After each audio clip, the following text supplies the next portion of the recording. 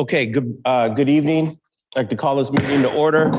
Today is Tuesday, September 26, 2023. Wanted to welcome everybody and also wanted to welcome the Hayward High students here who are observing tonight's meeting. Go Farmers. And to start our evening this evening will be Councilmember Ray Bonilla to do the Pledge of Allegiance.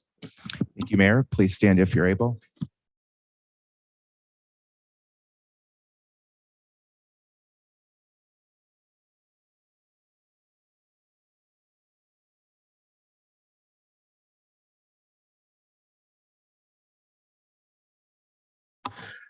Thank you. And Madam City Clerk, if you can call the roll. Yes, thank you, Mr. Mayor. Good evening. This is also for the Hayward Redevelopment Successor Agency. Member Andrews. Present. Member Bonilla Jr. Present. Member Goldstein. Present. Member Roach. Present. Member Syrup. Present. Member Cermeño. Mayor and Chair Salinas. Present. Thank you. Thank you. I'd like to move on to closed session announcements. And Mr. City Attorney, if you have a closed session announcement. Yes, greetings, Mayor. The council, with all members present, did convene at 5:30 pursuant to posted notice in the Brown Act. The council discussed two matters. One was anticipated litigation, one case, which the council discussed, and there is no reportable action. And then the council conferred with its property negotiators, again, pursuant to posted notice in the Brown Act. The site under consideration is in the posted notice. The council took no reportable action. That concludes the report. Thank you. I'd like to move on to public comments. Public comments is reserved for anybody in the public who would like to make a public comment on something that is not on the agenda. And so with that said, do we have a public comment? I have somebody online, and this is TJ from Hayward Concerned Citizens, and then I'll come here to the audience. Then TJ, you can go ahead and key up. Hi, good evening, Council. I'm checking to make sure you can hear me. My Wi-Fi has not been that great this evening. Can you hear me okay? Yes. Okay, thank you. Good evening, Council. I'm TJ, calling on behalf of our group, Hayward Concerned Citizens. We have 3 questions that we wanted to ask tonight, and I'm hoping you can get some answers to the public at some point soon. First, we were made aware that Hayward was not one of the cities approved for the California Organized Retail Theft Prevention Grant Program, and we wondered if the city has been informed why the grant was denied. Second, we're following up on the trip to Faro, Portugal that you shared during the meeting a couple of weeks ago. We know that a portion of that trip was paid for by city money, I assume our taxpayer money. Since the pending trip was mentioned on a council report in June, we were wondering why there wasn't a transparency clause regarding the fiscal impact and the planned expenditures for the trip, unless we missed it. Our last question is whether council would entertain putting the subject of reinstating the red light camera enforcement program back on the agenda as a public hearing in the near future. It's been 10 years since it was disbanded, and a lot has changed since then, with fewer police officers able to cover the problem areas, more crazy drivers since the pandemic, and the unfortunate loss of Mr. Pena. If you found funds for a goodwill trip to a sister city, surely there must be some funding and leftover goodwill to address this important public safety matter. Thank you. Thank you. Appreciate it. And move on to Randy Wagi.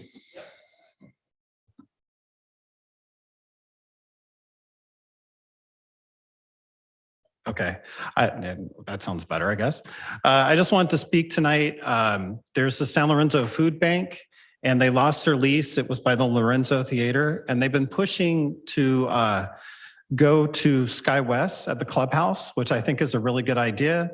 They serve 2,700 people. When I used to bike ride by there, you would see lines. And I mean, there's always a need for food. I saw somebody digging through the garbage can just earlier tonight. Also, it would be good to activate that space because when I bike ride by the clubhouse at SkyWest, there's been 3 windows broken. One of the big windows, there's one kind of in their patio, and then there's, another one. So if you activate the space, you're going to prevent, more vandalism from happening there. Also, we used to be able to get in at Via Alamitos, and in the projected plans, there's an entrance at Via Alamitos. So that was closed up, and that's kind of frustrating for San Lorenzo residents. We'd like to be able to get in there, bike ride, walk dogs. That's another way that you can activate that space, and it'd be probably less likely that people would vandalize the area. I've seen garbage cans thrown over in there. My concern is just that clubhouse is going to, get torched. So a food bank would be really great. I remember a couple of years ago, there was a food bank and it was well utilized. And also they had COVID shots there for a while, COVID testing. I got quite a few COVID tests there. On a positive note, I came here, who knew that the Hayward Library, you can recycle batteries. That's awesome. That was my main reason. Also, to the kids in the audience, definitely, get engaged. If you've never been down to SkyWest, the abandoned golf course, go bike ride, walk it. There's 2 big ponds with a bunch of ducks and a lot of good stuff, and they're looking to develop it. So some of us have been pushing for open space, and you youngsters, teenagers, you probably love open space. So think about that. Anyway, have a good meeting tonight. Thank you so much. Thank you. Appreciate it. And let's see, there are no more public comment. Thank you. There's no more cards here in the chamber. So I'd like to close public comments and move on to city manager's comments. Thank you, Mayor. Just quickly, we have been working with the San Lorenzo Family Center, and just a quick update on that. Our airport staff did provide a tour of the clubhouse at early September, and had a Zoom meeting with some of the board members, and there was concerns about obviously the condition of the building and the costs. And so we're waiting to hear back from the board on whether they want to proceed with that as an option. So we have been in close communication with them. Thank you. A couple of other just updates from this evening. I wanted to, hopefully the picture, if we could share the computer screen that's over. There we go.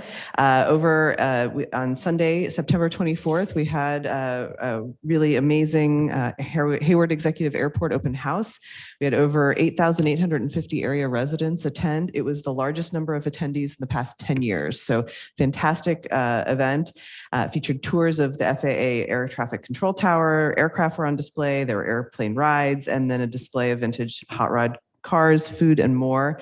We had 49 vendors and exhibitors, which was a record number.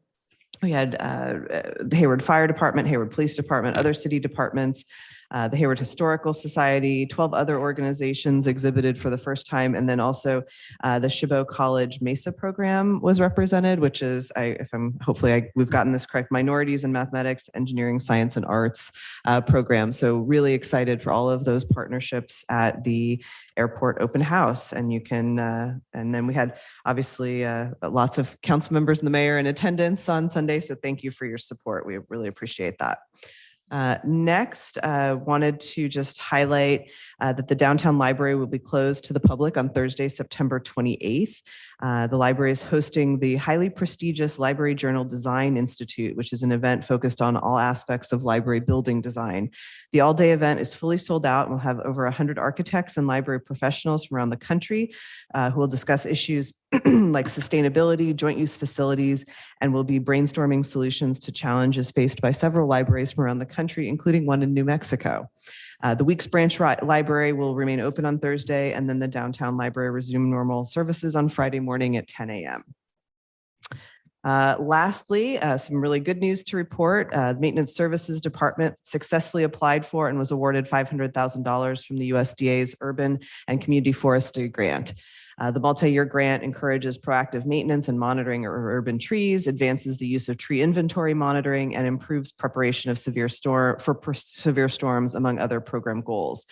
Staff will use $250,000 of this award to procure a tree management software system, which will provide an accurate accounting of all city-owned trees with an emphasis on their health and maintenance needs, provide carbon sequestration data, urban tree canopy assessment on arborist reports, supporting vegetation work, planning, and management, storm hardening, and tree preservation efforts. The other half of the grant will be used to remove and replace hazardous trees throughout the city. Staff has developed a comprehensive project plan that equitably removes hazardous trees and replants native trees to ensure there's no negative impact to the city's current tree canopy, helps mitigate the negative effects of climate change, urban heat islands, and reduce greenhouse gases. A dollar for dollar match is required, and our internal city grant committee has approved this internal match. So we're very excited for that project to begin. And those are my comments this evening. Thanks. Thank you. Yeah, the airport event was, bless you. The airport event was incredible. There was a lot of people. You could not have asked for better weather. There was, vendors there and so forth. But, I also wanted to thank the new president of Chabot College, Jamal Cooks, Dr. Cooks, for, in coming out there, engaging and bringing Mesa there. And I believe the Chabot College, I think it was El Centro was there. Oh, the astronomy. Yeah. The astronomy program was there, but I thought I saw El Centro. Was El Centro there too? No, he was wearing a t-shirt. Oh, okay. All right. Perfect. Yeah. But yes, they had these 4-foot telescopes, and I mean, it was incredible. But the other thing is this, and I'm saying this specifically for Hayward High students out there. I don't know if you guys know this, but you could potentially learn how to fly a plane and get your pilot's license before you even get your driver's license. And one of the things that they were doing out there at the airfield was they were signing up students to take flights around Hayward and the Hayward area to get students, interested in aviation and in pilots.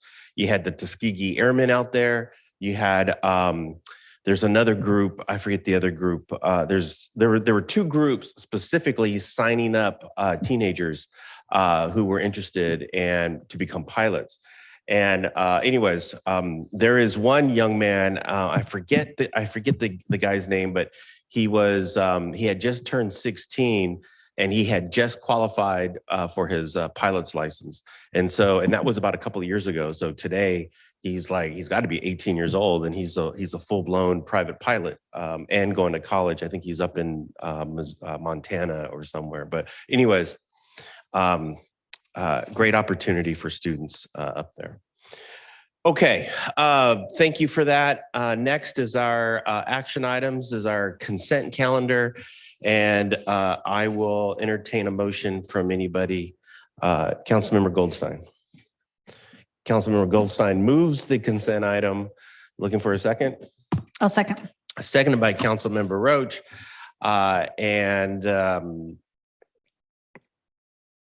Did I do it again, Madam City Clerk, to open it up for public comment? Yes. Okay. So before I do all of that, if there is no questions from up here, I'd like to move to public comment. And seeing no public comment in the audience and seeing no public comment online, I'd like to close public comment. Moved by Councilmember Goldstein, seconded by Councilmember Roach. And if there are no other questions, Madam City Clerk, you can take the roll. Thank you, Mr. Mayor. Councilmember Andrews. Aye. Councilmember Bonilla Jr. Aye. Councilmember Goldstein. Aye. Councilmember Roach. Yes. Councilmember Syrup. Yes. Councilmember Cermeño. Mayor Salinas. Yes, and it unanimously passes. Next, we move on to our work session, and tonight's work session is item number 5, which is WS 23-034. It's the spectator ordinance modifications Consider ordinance changes amending Chapter 4, Article 12 of the Hayward Municipal Code relating to spectators at illegal speed contests and exhibitions of speed to include sideshows. And I believe our interim chief of police is going to kick this off, if I'm not mistaken. Chief Matthews? Thank you, Mayor, and thank you, Mayor and Council, for allowing me to present tonight. Happy to share some of our proposed changes for Hayward's sideshow ordinance. Why is the change needed? Local impacts of sideshows have increased dramatically in the last few years, and that's certainly true for the city of Hayward, as well as our surrounding communities. We do have an ordinance in effect that was enacted in 2009, but does not have language regarding sideshows in it. And that has become pretty much the most prevalent issue that we're dealing with with respect to speed contests. So we're essentially adding language to the ordinance to strengthen it. In January of 2021, California passed AB 3, which defined sideshows in the vehicle code and increased penalties for drivers. So the definition of a sideshow, I'm not going to read this entire thing, but essentially two or more persons blocking or impeding traffic for the purpose of performing motor vehicle stunts. Most commonly, it's driving in circles at high rates of speed, and it's for spectators. So this has become kind of a spectator event. The definition of a spectator: any individual who's present at one of these events where the driving is taking place or where preparations are being made for the purpose of viewing, observing, watching, or witnessing the event as it progresses. And again, a spectator includes any individual at the location of the event without respect to how they got there. For being present, if that person is within 200 feet of the location of the race or exhibition, they are considered to be present for the purpose of the proposed ordinance language. And that's pretty consistent with the other ordinances that were reviewed for this particular item. One of the questions that we discussed internally and have gotten is, from an enforcement standpoint, what are our options in addressing spectators? So there are three of them. We can issue a warning citation. That's a program that's in effect now that officers have the discretion to do when they conduct traffic stops, et cetera. So we can warn individuals that their conduct, is in violation of the ordinance. We can issue an administrative citation. And as you'll see on the slide, there's a $500, $750, and $1,000 fine based on the number of violations. So for the first, 500, for the second, 750, and for the third, 1,000. And then we can also issue a criminal citation. So violation of the ordinances, it can be considered a misdemeanor, which is punishable by a maximum of 6 months in jail and a $1,000 fine. And so what we're looking for tonight in this work session is the council's guidance on the proposed changes to the ordinance, and also suggestions for addressing the unique challenges associated with sideshows through the use of this ordinance. And with that, I'll open it up for questions and discussion. Thank you. Before I come to the council, I want to first open this up for public comment. Let me go to Zoom. And I see we have one public comment online, which is Mr. Jesse Gunn. Hello, can you hear me? Yes. Hello, I am not here to tell you how much I love sideshows. That is not what I'm saying. However, I did wanted to express my strong opposition to this proposed amendment to the ordinance. And I'd like to liken it and compare it to failed attempts to address fireworks in the city, specifically around 4th of July. We try increasing fines. In the case of fireworks, massive fines, and it did not do a single thing. The staff reports are saying that this has proven to be successful in other areas, for example, unincorporated Alameda County. I doubt this because there are many people I talk to who don't know where unincorporated Alameda County is, let alone that would be the place not to do a sideshow, for example. I do think that we can approach this from a better standpoint on how to actually address these things, especially because it is generally from people who tend to be younger. I think we need better community engagement in our schools in order to basically just educate people on the dangers of these events, and also invest in youth programs that give people alternatives to dangerous lifestyles like this. I also think that we need more police transparency as far as what police are doing in their response to these sorts of actions and situations. And as you move forward with your direction to staff, I wanted to remind you that while Alameda County did enact an ordinance similar to this in the unincorporated areas, it was not unanimous, and Hayward's own Elisa Marquez did vote no against that ordinance. And I would just wanted to remind you of that this is not a done deal here. You have the power to say, you know what, we don't really need this in Hayward. There are better ways, and we can do better. Thank you so much. Thank you. Seeing no more public comment, I'd like to come back to council and see if there's any questions. And I believe, hold on, let me see if all this works. Friends, council members Armenio. Thank you. Apologies if I did not find it, but I was looking for the word donuts in this report. Most people, when they call me, when they email me, when they text me, it says they're doing donuts outside of my house.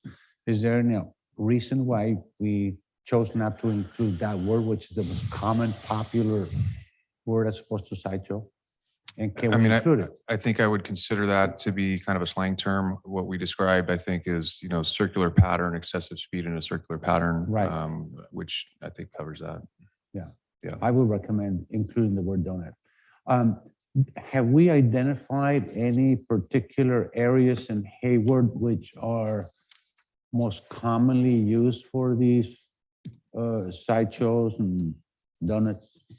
And if so, do we maybe have a plan of installing some kind of a camera or something? There must be areas, I received an email from a resident in Schaefer Park, and he was telling me that there's a corner in Schaefer Park that it's commonly always being sideshow. So the city's industrial area is an area that's frequently impacted by this activity. We've also had regularly sideshow activity in the Fairway Shops area. We've had it in the area of the shopping center at Mission and Sorensen. And then we've actually had, some of these incidents actually take place in residential neighborhoods. Perhaps the most significant being on the 4th of July. As the mayor and council know, we had,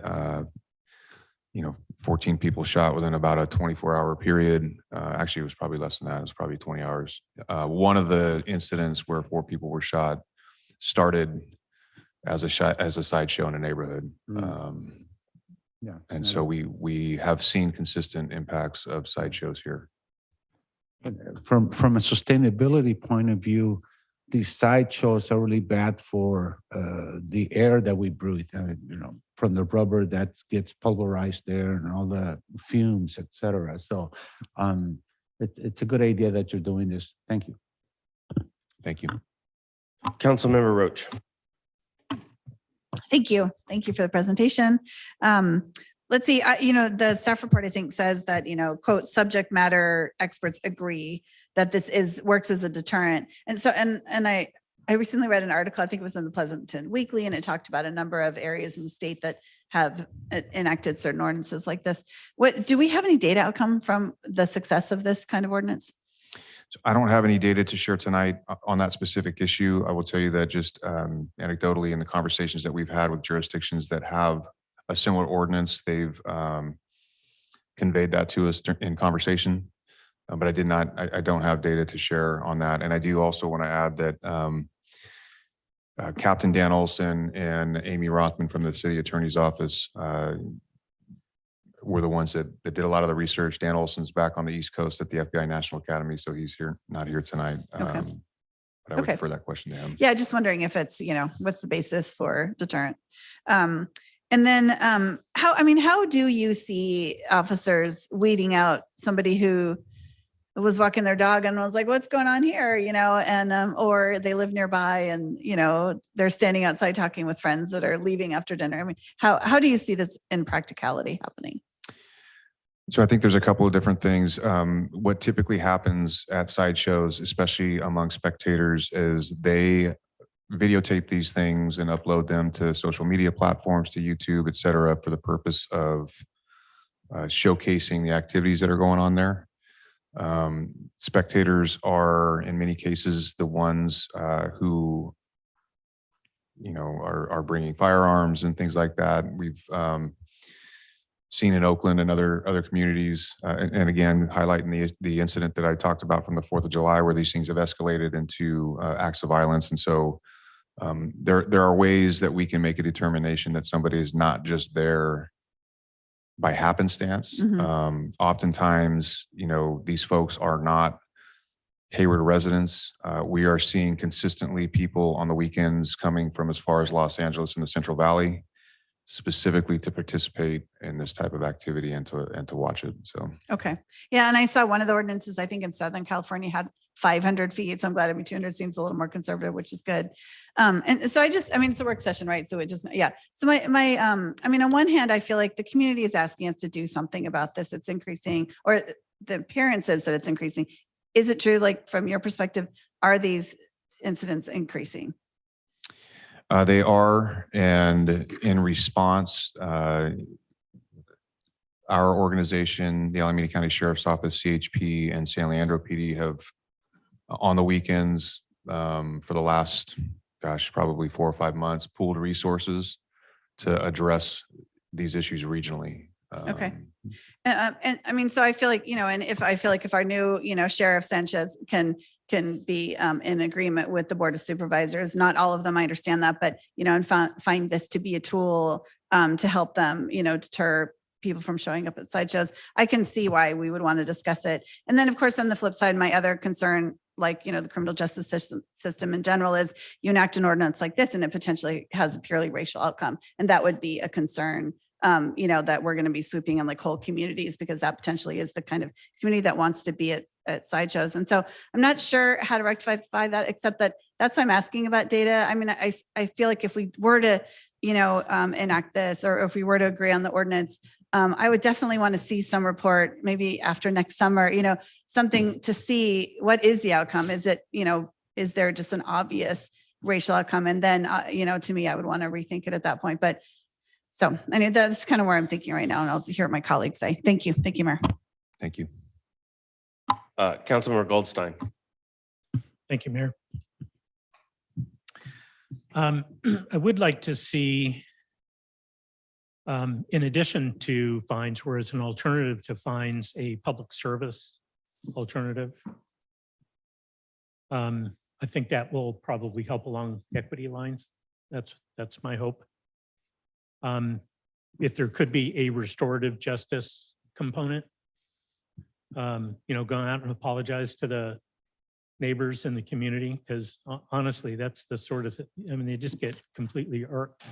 And I know this because it happens in my neighborhood. And so my neighbors are calling me and pulling me aside at barbecues and stuff, telling me what a complete annoyance it is. And they're afraid. All of my neighbors have little kids, littler than you. You guys aren't little, but little kids, and they're afraid because you can see the tire marks around the park, for example, and it's a blind corner. And in any event, it's not just a nuisance. It's disruptive and it's causing some fear. And, little kids don't have the ability to perceive a danger. So if it looks like fun and a lot of people are gathering, they might be inclined to wander into that type of environment, not understanding the threat that poses to them.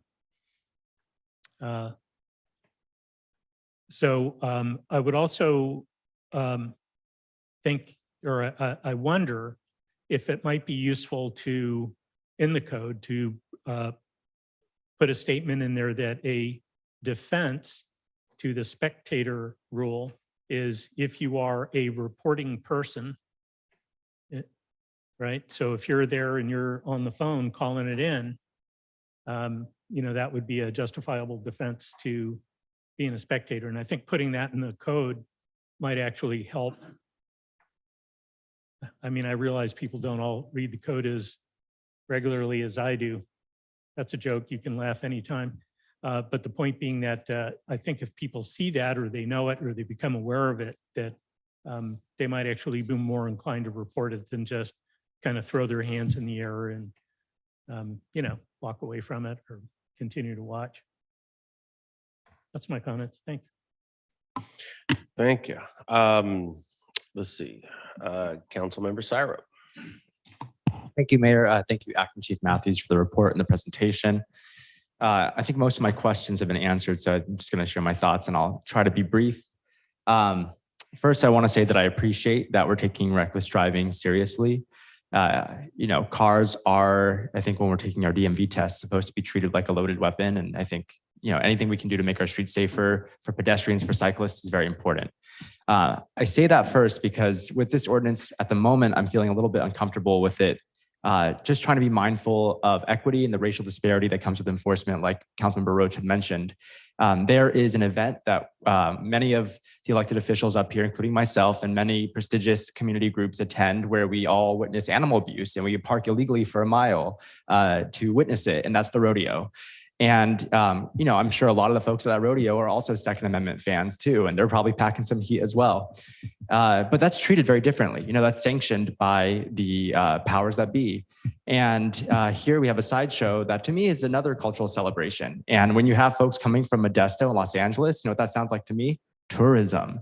And we talk about having culture and having people from other cities come to visit our town. And here's an event that is very unique to the Bay Area, that is celebrated in our music that, I've listened to since I was in elementary school and middle school.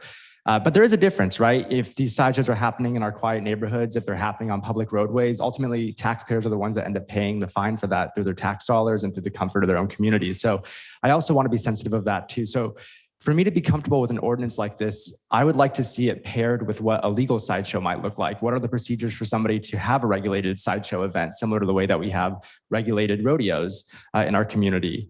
Holding both of these cultural practices equal, I just want us to be mindful of the ways in which we make certain cultural practices possible versus others. So for me, I think that this ordinance should apply to public right-of-ways, but even in that case, maybe there's a legal way to shut down a street for a sideshow if they pay a fee for it, the same way we shut down the street for different cultural events. We have these old car shows. We allow people to bring their vehicles in and tote them around. We just don't like when they have fun with them, right? So that feels like a little backwards to me, and why I just want us to be mindful of, if this is a cultural event that people in our community participate in and it draws tourists, how do we regulate it properly versus just enforce and punish? So we have also had sideshows in the past near public facilities like our water treatment plant. And one of the ways that they addressed that was they did traffic calming measures. They built maybe a roundabout, or they extended the curbs.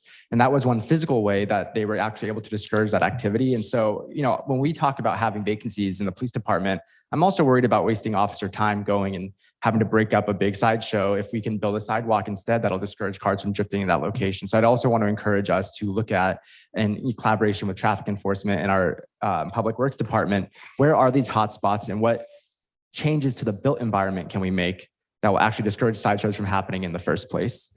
Another reason I'm feeling a little uncomfortable with this ordinance is that, it's a First Amendment right for us to be able to assemble. I know that you've considered this deeply. I'm preaching to the choir here. The county ordinance actually says that any spectator within 200 feet of the event is liable to be a spectator. I don't think we have a distance demarcation in this current ordinance. And if we were to move forward with it, that's something that it does need to have, in my opinion. I don't want this applying broadly to a sideshow that was happening 3 blocks down, and then we have to deal with some lawsuit because there was an unjust arrest. And then lastly, just to speak to the specific direction, I would be in favor of the administrative approach. I think that provides more educational opportunities. It provides fines rather than jail time. I think I'd advocate for the fines to be lower because, again, this is a spectator, not the person actually committing the act of reckless driving. And I think outside of that, those are all my thoughts. So just to summarize, I'm open to considering this ordinance, but I need to see legal pathways for regulated sideshows as well on both public and private property so that that opportunity exists, because I see this as a cultural practice. And I think there is a racial equity element to it that has to be considered in regulating it. Thank you. Councilmember Andrews. Thank you, Mayor. Thank you for the presentation. I wanted to ditto a lot of what my colleagues said about the restorative justice aspect of it. I am also in favor of the administrative approach, but wanted to know, what are the responsibilities of the private locations? Because a lot of it is happening on private property, but we're getting the complaints. So what is their responsibility in this? Are you referring to the property owners? Yes. I think when we talk about preventative measures, that's a conversation that we can have, particularly if we have an area that's private property, but we know it's impacted, right? Mhm. And working with the property owners to, establish fencing or gates or whatever. In terms of our responsibility as a city, when people call us about these things, we respond. And again, what we're asking for is just additional options to be able to address this, whether it's on public or private property. Okay. Yeah. And I agree with Mr. Gunn in regards to education in our schools, but I think a lot of it is not necessarily our students. A lot of it's coming through our community. And I know that San Jose was talking to Silicon Valley about their role in this and wanted to see if that was something that the city can look at and see what were the outcomes of that meeting. I am definitely in favor of privacy rights and First Amendment rights, but if there's some criminal element that is coming from this, wanted to see how their role is impacting this as well. I didn't see a lot of data in the report, so I was just wondering like how many year over year, if that was something that we could also look at. And then wanted to also know how would the approach be, because for years we've heard police officers did not want to approach firework gatherings, but now we're approaching reckless driving with fireworks, with guns, or just spectators just being there. So I wanted to know what was the difference of how this will be rolled out and what role will drones are going to be part of this, and just wanted to hear your thoughts on that. Yeah, it's a great question. I mean, I think the hope is that having this language, which is consistent with neighboring agencies, will serve hopefully as a deterrent for some. The approach, is an evaluation that officers have to make in the field on a case-by-case basis. Oftentimes, especially in some of the residential neighborhoods, when these things unfold, officers literally can't get to the individuals that are driving because there's so many people that are in the street. And it's a little bit different than fireworks response in that it's not uncommon for officers to show up at these scenes and for people to take off in all different directions all at the same time. And we don't see that with the fireworks stuff. They're pretty embedded wherever they're at. So it is going to be a case-by-case basis decision made by officers in the field.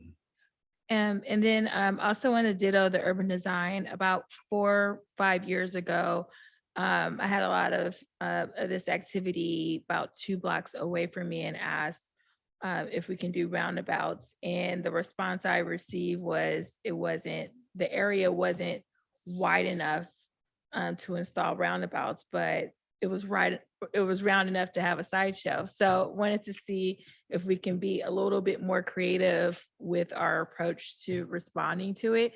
Not necessarily to, sideshow proof our whole city, but also looking at it in the lens of trying to prevent escalation of activities and not having to involve law enforcement if we don't have to, that can escalate. So also wanted to know if we were to do some kind of community engagement, not just with our schools, but figuring out how do we educate the community in terms of this is what we experienced on the 4th of July. What is something that we can do that can help prevent? I'm not sure if it's coming from Los Angeles and from other different cities. How do you do that kind of community engagement when it's a region-wide problem? Do we have any That's a great ideas? question. I mean, I think locally here, there certainly could be a push to educate in terms of, talking about, the dangers of this type of activity, especially the driving. And that's something that, we could build and potentially share on social media platforms or on YouTube or something like that with the public safety announcement video or something. There's an opportunity, I think, there locally, but again, you make a good point. We're dealing with people that are coming from other parts of the state, specifically to the Bay Area to engage in this. And that presents a real challenge. And last question or comment is, we have NASCAR, we have all these other things that are very similar to this, yet it's celebrated and people are paid millions of dollars to do exactly these things. Wanted to know if there was any examples of community sanctioning this, as Councilmember Syrup mentioned, because I have people from, hyphy movement, different movements who come out to me and say, hey, we should think about sanctioning this instead of being punitive. Have we thought about that? So there are facilities in the state that do sanction, speed contests. You can actually take your own car to like Laguna Seca and race it if you choose to do so. There are racetracks that do on occasion allow that type of activity. So I know that is an option for folks, who have a passion for this. I imagine there's probably some kind of a cost associated, which is probably a deterrent, but there are facilities that host events like this. Yeah, because I would be in favor of also doing that community engagement, educating where it is legal, but I'm also a little nervous about us sanctioning it because I don't know what the liability or the insurance would be onto something like that. Don't know what entertainment organizations who would be interested in taking on something like that. So I think that is going to be something that have to come from the private sector to help us out with versus us. But I would love for that information, if it's found, to be part of that education of the community. So thank you. Thank you. Council member, I believe it's Council member Bonilla. Yeah, Council member Bonilla. Yeah. Thank you, Mayor. So I feel strongly about these illegal sideshows being dangerous, and we need to find ways to curb them in our city. But I am also cautious of sort of the racial justice issues with this, potentially unintendedly impacting Black and Brown communities disproportionately. So I do echo the comments from my colleagues. However, I feel like we have to do something to make a change in this space. When I was researching this topic over the past few days, the primary thing that comes up related to sideshows really isn't even the amusement and the awe of how these cars are being driven, but it's violence, it's killings, it's injuries. Those are really the headlines that we hear when we hear about sideshows. So I agree with, this can certainly be a recreational sport for certain communities, but we have to find a way of making it safe. Shooting a gun is a recreation sport. You go to a gun range to do it. You don't do it in the middle of a street. So I am supportive of making sure that our ordinance is broadly aligned with our regional partners, because as my colleagues have said, this is a regional issue. So we want to make sure that we're not incentivizing sideshows to come to Hayward, because we're not taking a similar stance that neighboring cities are taking to say, not in our community. And I do agree that this does enhance safety and the quality of life for Hayward residents by us finding ways to curb the danger that comes with these sideshows. I also agree on looking at other preventative ways of eliminating sideshows from even happening. So as we heard from my colleagues around different urban designs, there's multiple approaches, as we heard from Jesse, which might include education. So I really want us to look at how we curve this in a very broad way that uses and leverages multiple approaches and not just the approach around, the stick and penalties. However, I appreciate the fact that the way that we're defining sideshows and spectators is in alignment with our partners and with the state. I do support expanding this to include all public roadways and private property. I think that was one of the questions that came up. Which neighboring, there's something in here that says, numerous cities and counties have created, the spectator ordinance. I too would be interested in understanding the data on, what are the cities and counties that are using spectator ordinances? How is it being applied? What's the data behind it?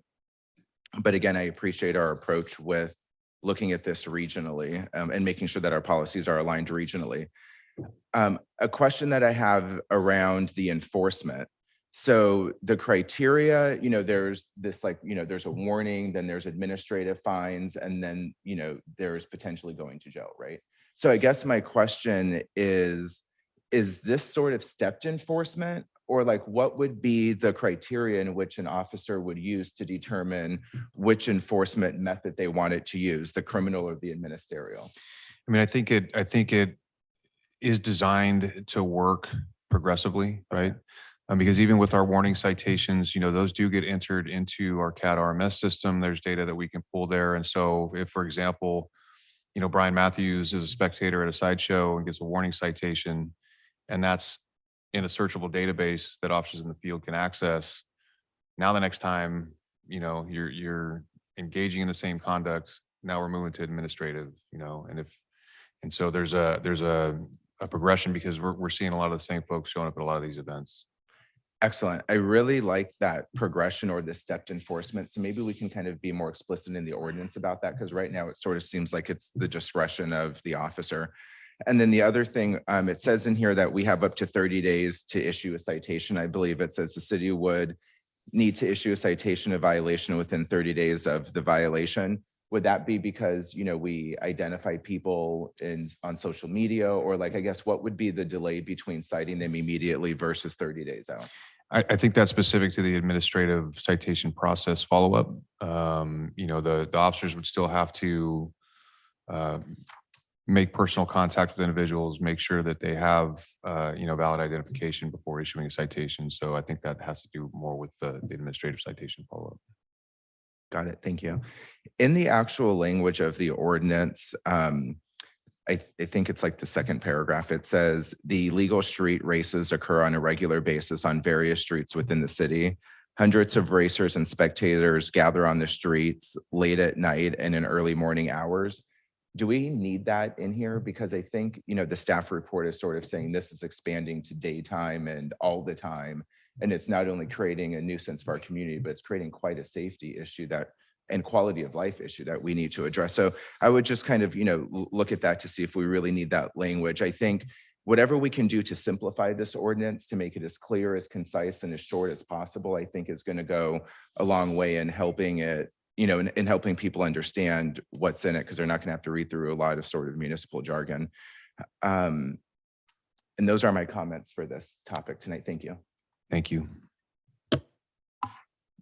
Thank you. And then I believe Councilmember Goldstein, you have one more short. Oh, no. Have you gone already? I did. So Yes, this yeah. will be my final set of comments. I Okay. will keep it brief, I promise. Thank you. And I won't tell any jokes. So as to progression, I think we might also want to include contributing factors. So rather than just, the first time you get a warning, the second time it's, $500 and so forth, that we might want to include contributing factors like whether or not there were injuries involved or weapons at the event, so that even if someone personally didn't cause the injuries or personally bring weapons to the event, the fact that that was happening there means that they could get their penalties or whatever other public service alternatives that we decide on, that they're still held accountable for that, because I think that will help raise awareness. As to roundabouts, I think that and any other structural changes that we can make that would limit it would be wonderful.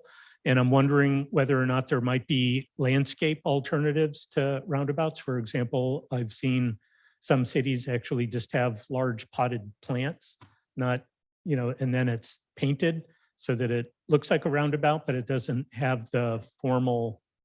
Anyway, to me, it didn't look as formal. So I'm just suggesting that as a possible solution. And I'm wondering, this is a question maybe the city attorney can answer. Can we prosecute spectators based on the posting of their videos?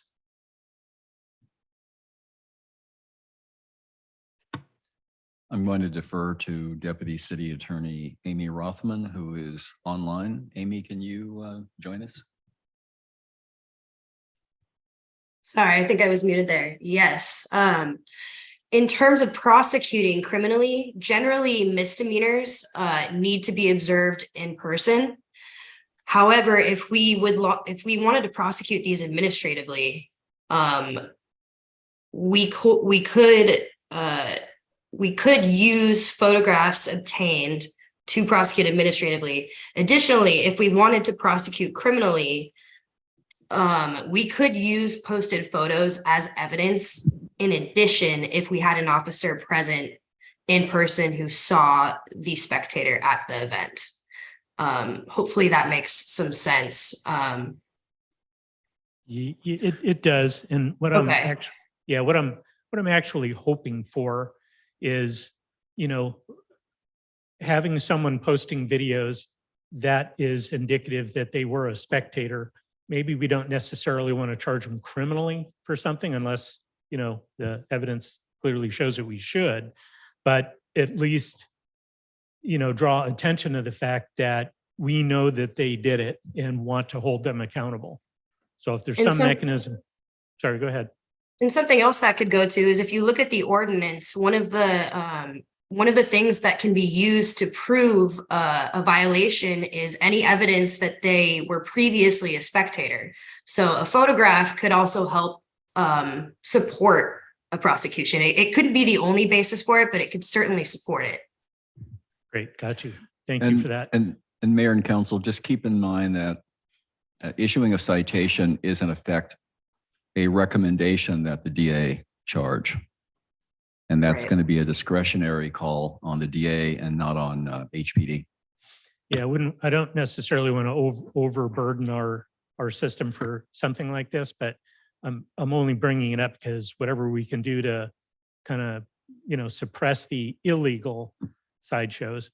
And then I think to Council Members Syrup's point, I would actually support a safely regulated venue, not necessarily here in Hayward and certainly not, I'm not advocating that we buy a section of Southland Mall and turn it into a sideshow place, but if there were maybe this is a new business opportunity for Council Member Syrup. But anyway, my point is, I would be in favor of giving people a safely regulated venue to conduct that behavior. I'm not in favor of it. I probably wouldn't be a spectator myself, but in light of the fact that it is seemingly a popular activity.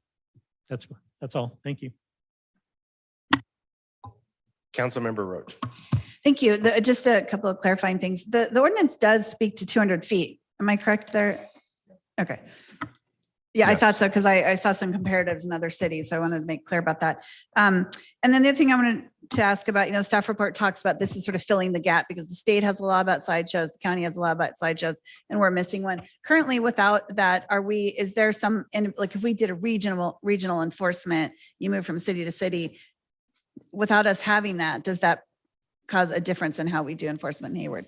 It removes an option, yes, Yeah. for enforcement by our staff or even the county staff. I mean, when these regional teams move from city to city based on, some of the intelligence that they're gathering, we would have less options here. Okay.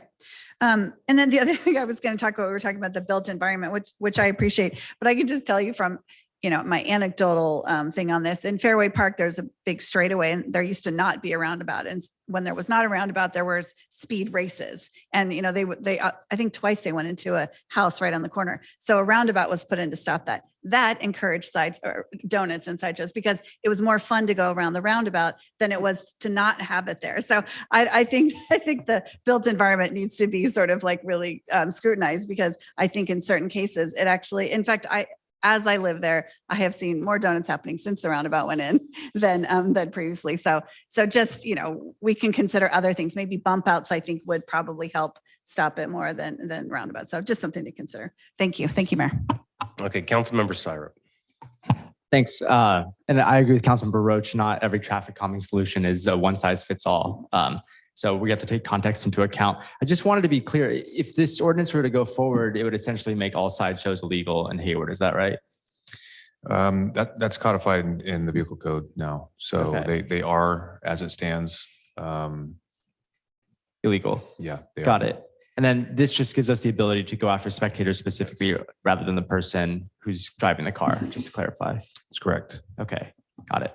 Well, yeah, I just want to reiterate my previous comment that I'm open to this. I understand the improvements this will make to community safety. It's really just, I don't want to be naive and think that, it's already illegal and it's happening, right? So what that tells me is like, this is a cultural practice. And to Councilmember Goldstein's point, I would be okay if there was a enterprising entrepreneur that found a vacant lot in Hayward and made this into a safely regulated space with the support of Hayward emergency and first responder staff, right? There's a way that we can go about doing this. And I'm not asking for the police department to come and, write a super detailed policy proposal, similar to what Councilmember Bonilla said. The more succinct, the better. Maybe it's just some general guidelines about folks that are interested in this process and working together to develop what a legalized route might look like. For me, the U.S. has this very long history of outlawing the pastimes of people of color in order to incarcerate them and push them into what is essentially contemporary slavery. And I can't help but feel like right now, this is another version of that. And that's why I'm just really reluctant to say I'm fully on board. And so I think there needs to be these pathways, or at least a process with which we can develop them. Thank you. Councilmember Andrews. I wasn't going to take a second bite, but I was a little concerned about one suggestion of escalating fees when other people are doing something when they're there. I don't think that, I feel like the person who's getting the citation may not necessarily know it's escalated when it's happening, and it may not be their cause for escalation. So I just wanted to see legally, can we even do that? If someone else is shooting at an event, you can't escalate their fee because someone else is shooting at an event. I just wanted to hear if that was even possible. Each case is going to have to be handled individually, and it's not an ordinance designed to conduct enforcement on people that are simply standing there. There's got to be a nexus to the event that the issuing officer is able to establish, if that makes sense. And I don't know if that answers the question. I don't know. I just maybe Councilmember Goldstein can give me more. Yeah. So what I believe Acting Chief Matthews is saying is there has to be a nexus in order to charge someone some escalation. It's not automatic. What I'm proposing is that there be some facility to do that. Right now in the language, there isn't one. So if, for example, there's a sideshow and there's shootings involved, and you can show that spectator, the nexus was that they actually came to that event with those individuals in which they were shooting, that person isn't just charged as a simple spectator, but actually part of that whole problem that came with it. Yeah, I guess I'm just nervous about enforcement of that and First Amendment rights, and that can get really slippery. So I guess we'll have to be careful in the phrasing of that.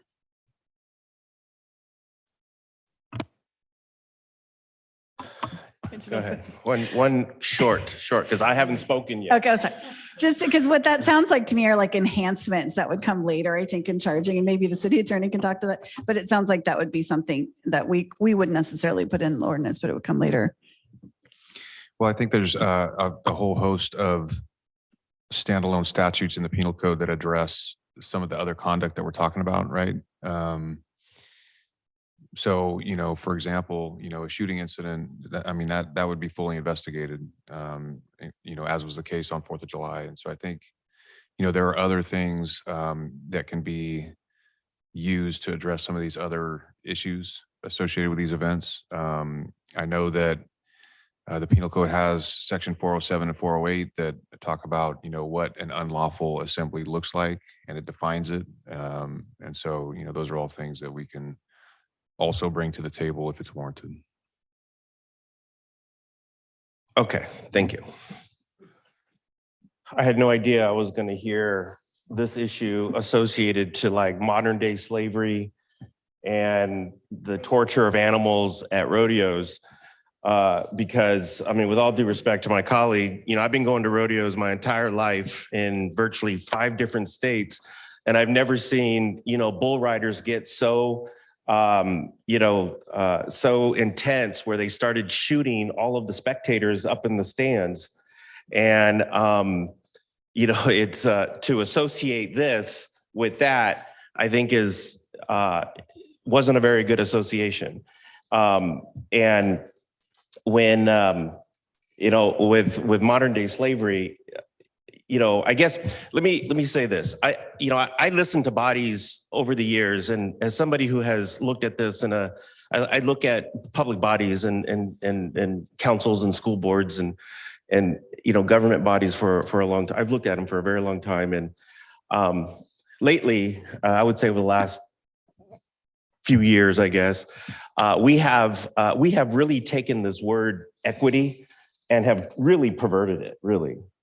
And we now apply equity to virtually everything that we think is unfair or unequal or something to that effect. And equity, if you really think what equity means going after the most negatively impacted population of people, right? The most hurt, the most negatively impacted by a policy, by a law, or by something.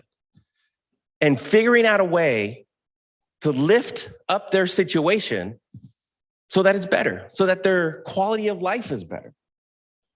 And not once did we talk about here on all these comments about the negative impact sideshows have in Tyrell, in Mannon, A Street, Smalley, predominantly Black and brown streets, where Black and brown people go to bed at 9 and 10 o'clock because they have to wake up at 4 in the morning, 3 in the morning to go to work.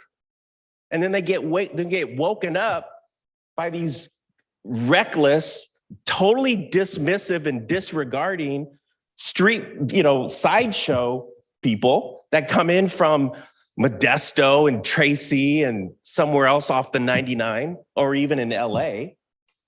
And they come here and then they post it on social media. They promote it on social media.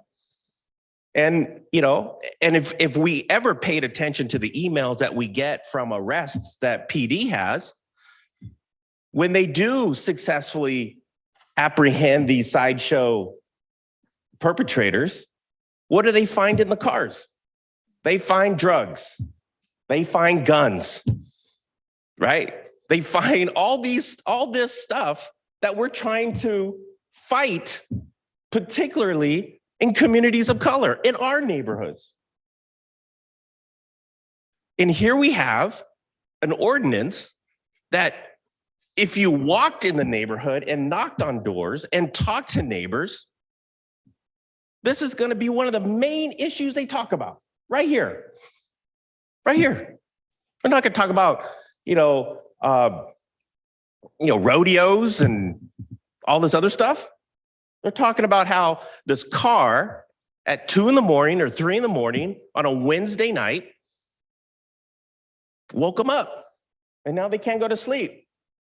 Babies are up and crying, dogs get up, barking, wakes up the entire neighborhood. The entire neighborhood. You know, and to talk about, you know, these terms of, you know, to associate this in terms of we're not being equitable to the people who commit this. Really? Is that, in fact, we went as far as now we want to provide spaces for these folks? I mean, you know, let me draw a parallel. Let me draw this parallel. Prop 64 legalized recreational marijuana, right? Recreational, and that's a cultural practice,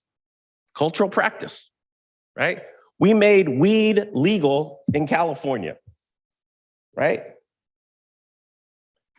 Every neighborhood, every city in the state is now eligible to legislate ordinances to invite cannabis in their city. Investors are now investing in cannabis to put in particular cities all up and down the state. Well, guess what cities these cannabis dispensaries are mostly in? Black and brown cities. You don't find dispensaries in Alamo or Livermore, or Pleasanton. You don't find them in there. Where do you find them? Hayward, right? Ashland, Foothill, right? There's a little street right along the 880 freeway, A Street, right behind McDonald's and that gas station right there. I forget the name of that little street. There's a little street there. And some time ago, it was about a year and a half ago. It was in the winter. It was during Christmas time.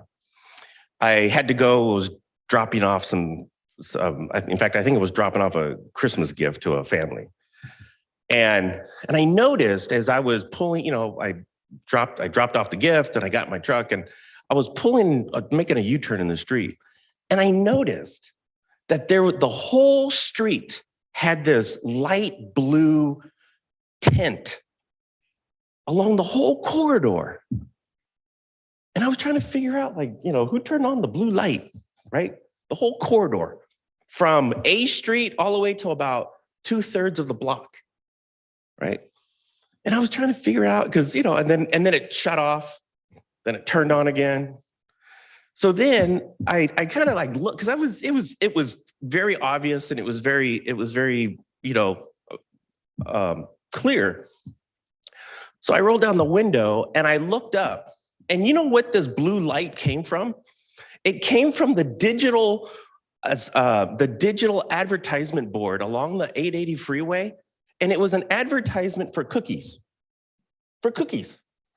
Right? Now, imagine being a 5-year-old or a 6-year-old or a 7-year-old in bed. That is the first thing you see in the morning, and that is the last thing you see at night before you go to bed. Right? That billboard, it's not up in the Hayward Hills. Right? That billboard, it's not in Alamo. Right? It's not in Hillsburg. It's in Hayward. Right? It's in a little street where mostly everyone in there are immigrant, Spanish speaking. Probably had no say in whether or not that sign was put up. Right? So when we're talking about equity, if we're really talking about equity, we take that sign, the county would take that sign and bring it down. Right? But no, we say we have to show equity. Well, that's not really what equity means around here. At least that's how I define it. Right? So, you know, I wasn't going to say this, but I'll say it. That's why we can't have nice things around here. You know? That's why we can't have nice things. Because when something like this comes up, these are the things that, you know, we're concerned about. We're concerned about, you know, the drivers of the car. We're concerned about, you know, the spectators. You know? And yet these are the folks that they completely disregard our neighborhoods, completely disregard it. Right? Restorative justice, absolutely. You're not going to find another person that supports restorative justice more than me. Not going to find them, right? I support them. I tell my colleagues on the school board to support it, right? I see how it works. I see how Santa Rita uses it. I've seen how the California Department of Corrections use it in some cases. It works. I've seen it. I've seen it on 60 Minutes. I believe it works. But do you think you want to use restorative justice on one of these guys that we catch in our car, that we catch in our neighborhoods? Already they disregard our neighborhood. They disregard our family. They disregard how we sleep in the morning. We're going to bring them and have them go talk to all the neighbors and say, I'm sorry. No, it's not going to happen. And so I'm going to stop there because, you know, I'm in total support with virtually everything that everyone has said up here. You know, Councilmember Bonilla, I think your comments were appropriate and right on the point. And the fee schedule, the fine schedule that you have in the report, I think it's sufficient. I agree with Councilmember Goldstein. You know, first time, second time offenses. If we catch people 3 times, you should get a, you know, $2,000 fine. If you're gonna be out watching this thing and you get caught 3 times, you know, what are we gonna do? And it's not. And by the way, just for the record, I don't. You know, do I think all the spectators are young people from Hayward? There might be a few. There might be a few. You guys get caught. You guys got caught, and we'll get you. That's fine. But the spectators, they're all traveling into Hayward because they know they can get away with it. That's it.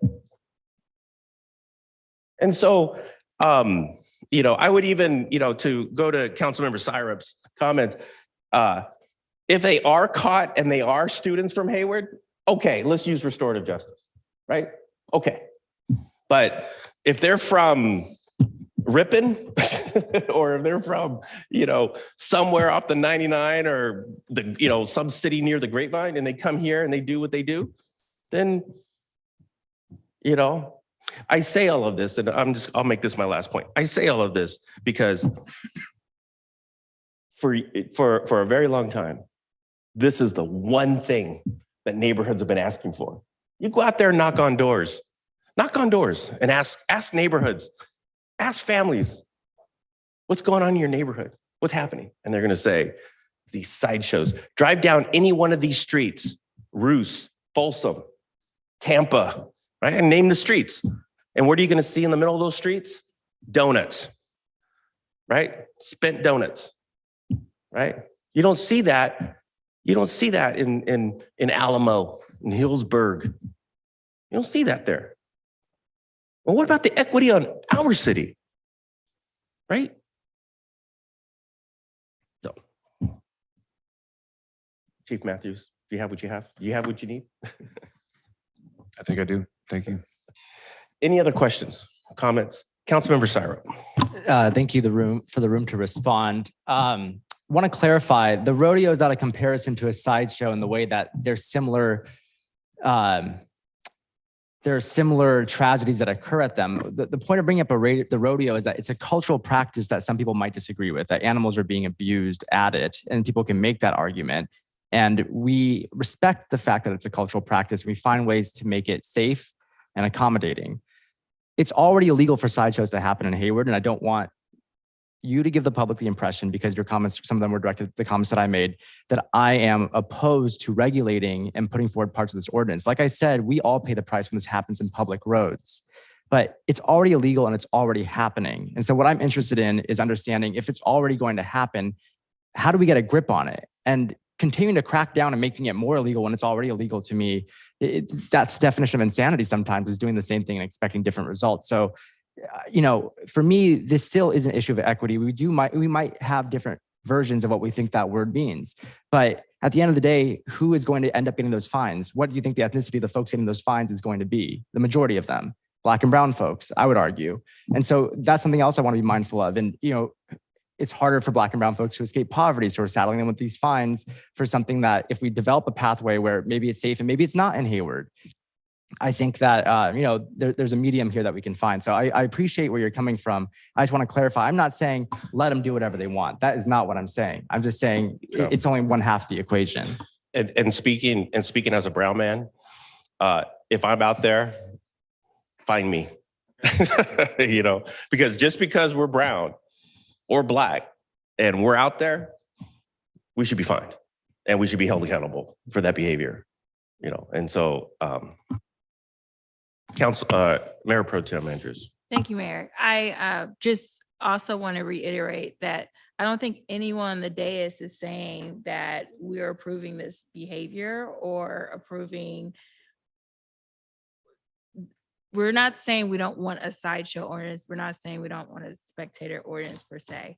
I think we're trying to figure out how do we do this in a way that respects our American Constitution and making sure that we're able to, you know, assemble peacefully. And we're making sure that we don't have a slippery slope. I think that's my biggest concern. And yes, we're right. Black and brown folks are going to be hit harder by this. So it's our job to come up to the dais and look at it from that lens as well. Not just, we know we shouldn't do that. We know we're going to do it. We know our people are going to do it. So how do we make sure we keep them out of those institutions that are taking advantage of this sport?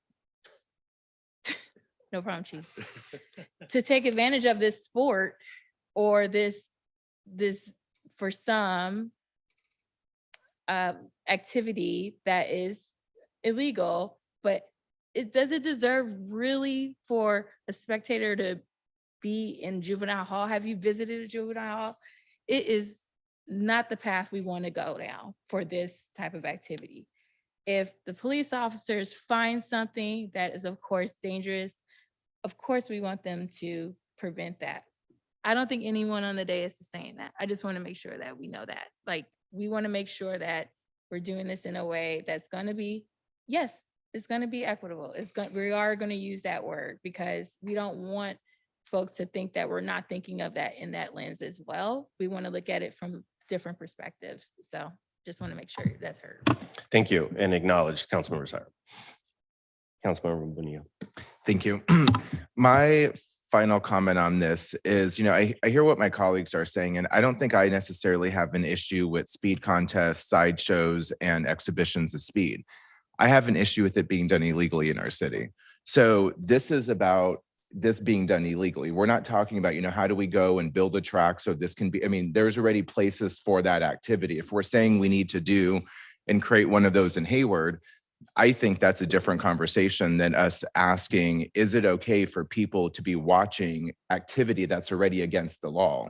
And in my view, the answer is no. We don't allow people to observe and knowingly observe, peacefully observe criminal activity. And that's what this is. We're saying sideshows are already criminally prohibited in our community.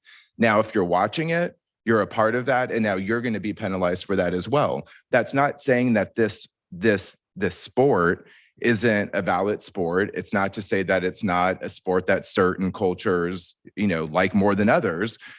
The point is, if it's being done illegally in our city, and if you're witnessing that illegal activity, there needs to be penalties for that. And I think this ordinance gets us there.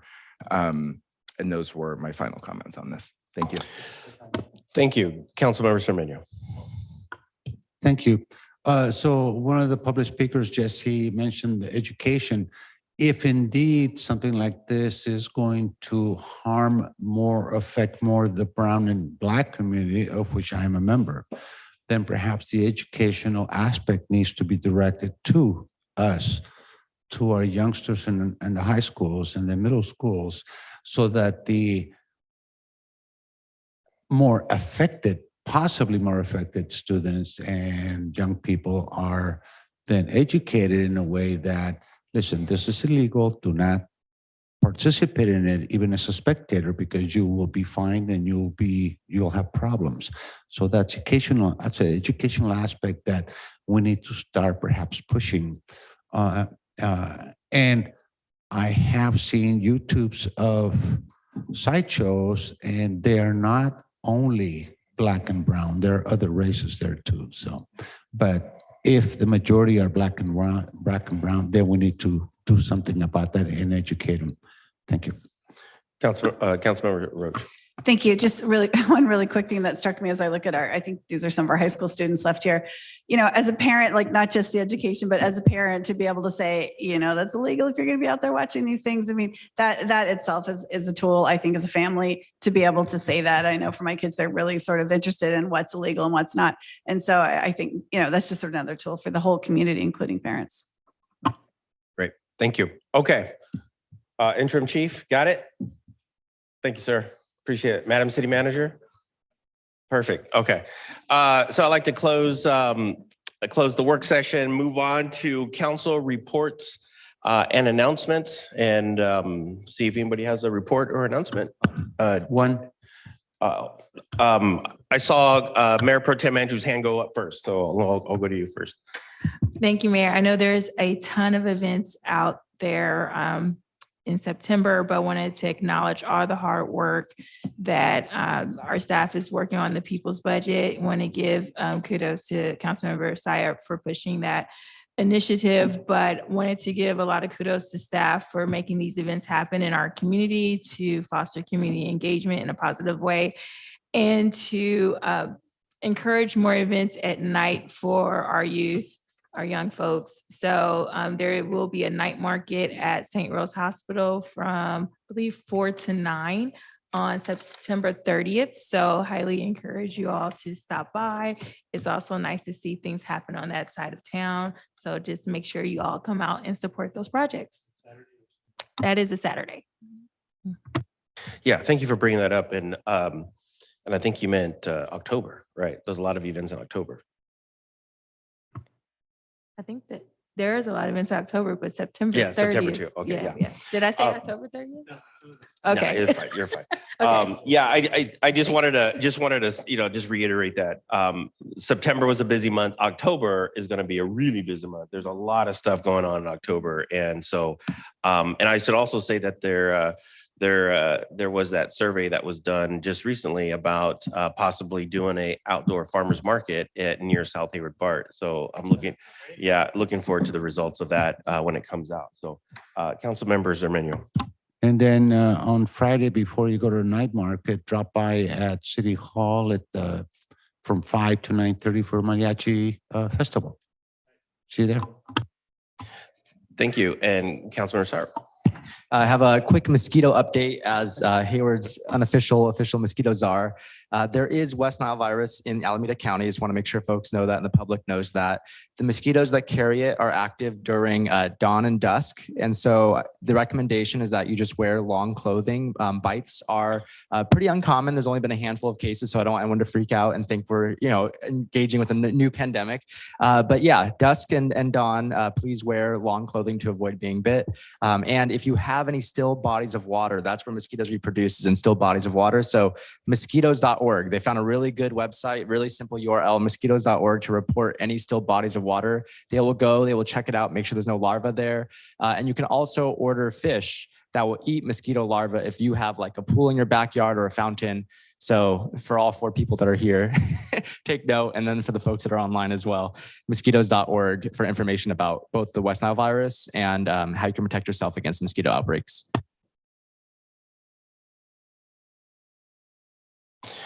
Okay. Thank you for that. There's a couple things. On Saturday, right? Saturday, the car show. Yeah. So on Saturday at Tennyson High School is the Tennyson High School Puente Project car show. So they're going to have food, they'll have cars, and there'll be prizes for the cars. And was that? And there'll be positively no sideshows. And council, mayor, and I believe there's going to be a California State Assembly member award for cars. And the mayor's award will go to the car, that's the lowest. Thank you, Councilmember Bonilla, for laughing at that. Secondly, I wanted to also report on Friday. I had the pleasure of going to the Bay Philharmonic Gala here downstairs in the Rotunda. It was really nice. It was really nice. But what was nice about it is that all the proceeds that they raise will be applied to providing students with admission tickets to the the Bay Philharmonic concert on October 1st at Chabot College. Now, this is like a big deal because they're moving from Fremont to Chabot.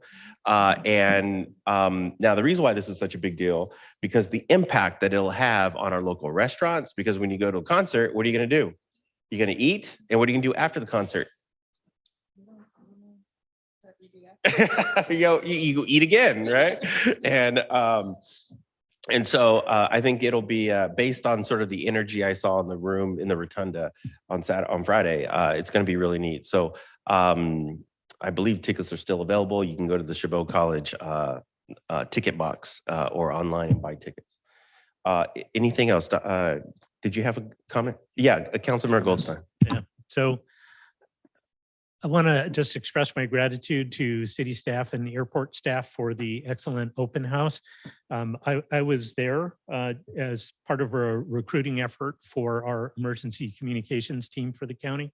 And I have to say, out of the almost 14 years that I've been serving on that team, that this had to be the most responsive public in terms of our recruiting effort. I don't think I've done another event where I handed out 100 or more brochures and had 20 requests for follow-up information for emergency communications. And that was really just a fantastic event there. And then secondly, a bit of sad news, if I may. Chuck Horner was a friend to many. Oh, let me pause you right there because we have something just a little bit later for Then that. I'll be quiet. Yeah. Okay. Thank you. Thank you. Yeah. No council. Okay, no more. All right. We don't have any council referral, so I'll move on to an adjournment. Tonight, we are going to be adjourning tonight's meeting for two incredibly important people in the city, who just had an incredible impact historically and just and even today. But anyways, what I want to do is we're going to start with some remarks from Councilmember Bonilla. We had a longtime city employee pass away, Millie Saad. So I'm going to have Councilmember Bonilla go ahead and. Thank you, Mayor. And thank you, Amanda, for being here with us tonight. I have the pleasure of, sharing this remembrance and ending this meeting in honor of Millie Saad tonight. Millie Saad was born in Brooklyn, New York on June 25th, 1947. And she lived in Alameda County since moving to California in 1970s. She received her master's degree from California State University, East Bay. Millie Saad joined the city of Hayward on September 12th, 1988 as the assistant to the city manager, and she retired on September 26th, 2008. She gave over 20 years of service to our community. Millie Saad was instrumental in the formation of the Hayward Youth Commission. That's where her and I were able to interact and build a relationship. She was the first Hayward Youth Commission advisor from 1994 until about 2003. She also coordinated with city departments to create content when we were developing the city's first website. She also worked behind the scenes organizing the first employee pancake breakfast to acknowledge city staff. Millie was a Sunday school teacher and a deaconess at the First Presbyterian Church of Hayward for many years. Former city manager Jones said Millie was a pleasant and calm influence at City Hall. Millie is survived by her daughter, Amanda Saad, who's with us tonight. Thank you for being here, and her husband, Bogan. It is in remembrance and with honor that we recognize Millie tonight. Thank you, Mayor. And Madam City Manager, I'm sure you'll connect with the family, and we will certainly have a tree planted in your mother's honor, and then we'll arrange where we'll have that tree planted for her. And then and so make sure we have your information before you leave. And we're really sorry and our condolences, and God bless you. Yeah.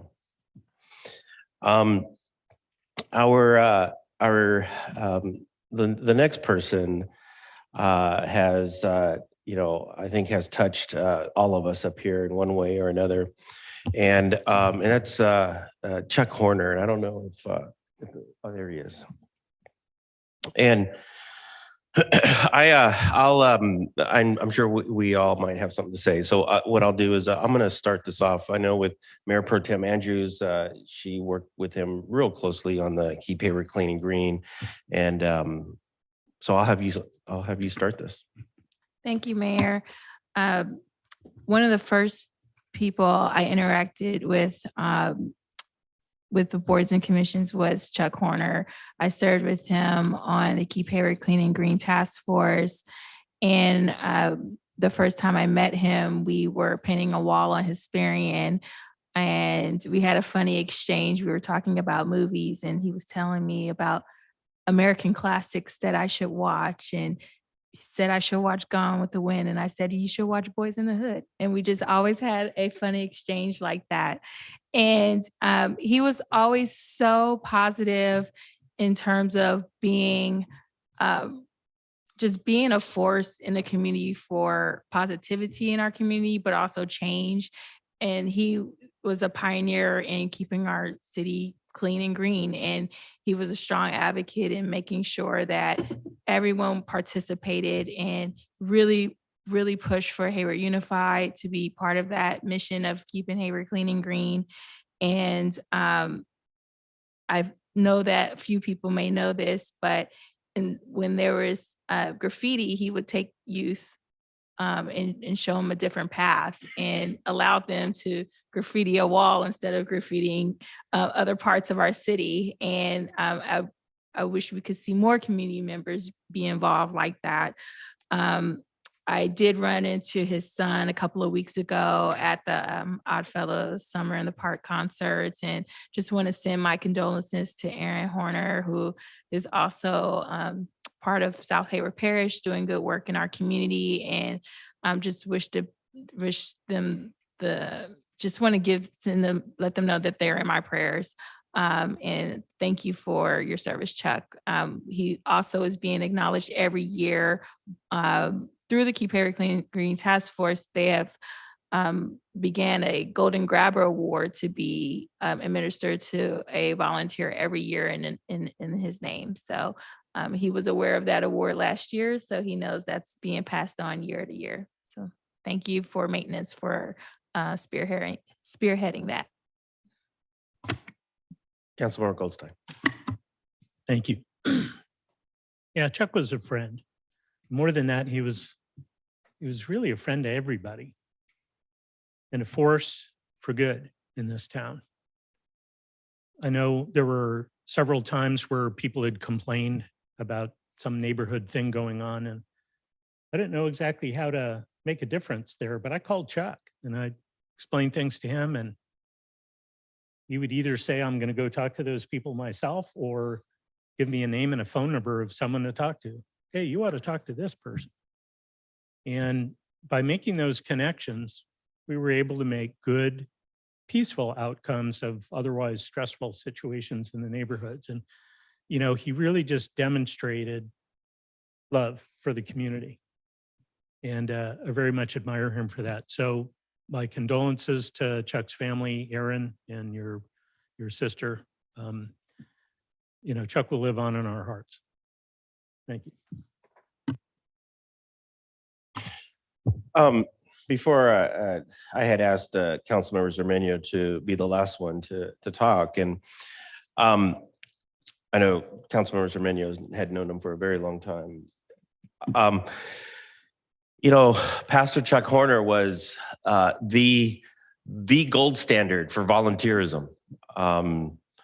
You know, volunteered with firefighters, with police officers, with Keep Hayward Clean and Green, with Salvation Army, with Rotary, with, you know, schools, parks. Here was a guy that was the first one at the site, no matter what day of the week, no matter what the weather was, no matter what time it was. He was always the first one there. And then during the event, he was the workhorse throughout the whole event. And then at the very end of the event, he would be the one tearing down, breaking down, packing, and you know, his work at the Salvation Army probably was, you know, one of his most impactful. Recruiting recruiting other volunteers to go and cook dinner for Hayward's unhoused population. And it didn't matter if there was only 5 people that showed up or if there was 60 people that showed up. He'd be there, and he'd organize chefs. He'd organize people to come in and help cook. And you know, you know, when someone passes away, you know, we are sad, and we become sad. And you know, when his situation became serious, he sent us all an email. You know, and he was good with it. Like he knew what was going to happen. Like he knew what was going to happen. And you know, I mean, I'm sad. Believe me, I really am. But even on Monday at Rotary, I mean, the mood in Rotary, we were you know, celebrating them. And part of that was because some of the fellow Rotarians, he had told them, go back to the Rotary and tell them not to mourn me, you know, celebrate my contributions, celebrate me. And I believe in that email, I think if I'm not mistaken, in that email at the very end, he was still recruiting for God.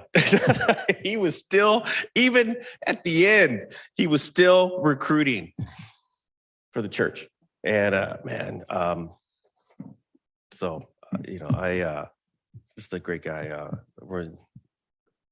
Councilmember Zermeño. Thank you, and thank you for your comments here. I love the golden grabber idea. That's an excellent.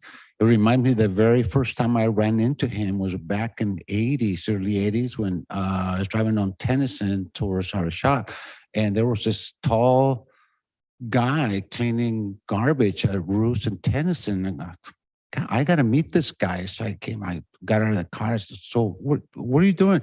Oh, I'm cleaning our city. Don't you want to do the same thing? Yeah. so that was the start of a very good relationship. He was always at the Latino Business Round Table, and he would always ask, where are you going to be tomorrow, Saturday? And he put his grabber up there. And then he looked at me and said, if you're not there, you're not getting my vote. Oh, okay, I'll be there. All right. So he was a pusher with a gentle heart. Many of us rang a bell at Safeway for the Salvation Army. Many of us served dinner at Salvation Army because of Chuck. That's very, very important.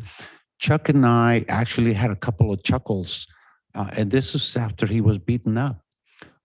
He was cleaning graffiti at Bart and Tennyson, and 3 guys stopped and says, what are you doing? Well, I'm beautifying our city. Yes, you should do too. They started beating him up. So then after I went over, after I found this out, they have a couple of black guys, and he chucked about it. Then the following week, he had police escort, at least for about a week or so. But he kept at it. He really did. As the mayor says, he was first there and the last was there. That is tremendous. That positive spirit, the top hat, the deep voice, the somewhat musical voice, but he still sang very well at all of our Rotary meetings. The hello, hello, hello song. I think he made it up. I think he invented that hello song. Very corny song, but all of our visitors at Rotary love it. And that personality, the can-do, the optimism, the positivism that he exuded. Hayward ran in his veins. There weren't any blood. There wasn't any blood. It was all Hayward. And he actually, once he told me, you know, Francisco, I might be part Mexican. And I go, why? You don't look Mexican. You're too tall. Says, I'm not scared of dying. In Mexican Latino culture, we're not scared of death. We know it's going to come. It's going to come. So we accept it. And he accepted it. And his last emails, he says, I'm going to meet my maker and I'm going to be happy. So I guess I made him an honorary Mexican for that, just for that, because you don't, Anglo culture does not accept death. It's afraid of the Grim Reaper, whereas we in Mexico, we love it. So anyway, we accept it. I was honored when he told me that I was part of his 100,000 contacts on his iPhones. He must have had every person in Hayward on his iPhone. And he said, Francisco, you're on my iPhone now, so but watch out. I go, God, I made it. Now I'm on his iPhone. So a la familia de Aaron, a tu hermana, Aaron speaks Spanish. So Aaron, siento mucho la pérdida de tu papá, que está en el cielo, ahora es un ángel, que descanse en paz. Gracias. So Amanda, your mom is up there. If God doesn't have a website, he's going to have a website real soon. And I can tell you this, that it's going to be one clean heaven up there from this point forward. So with that said, thank you for all your comments. So in memory of Chuck Horner, Pastor Chuck Horner, and Millie Sad, this meeting is adjourned. Yeah.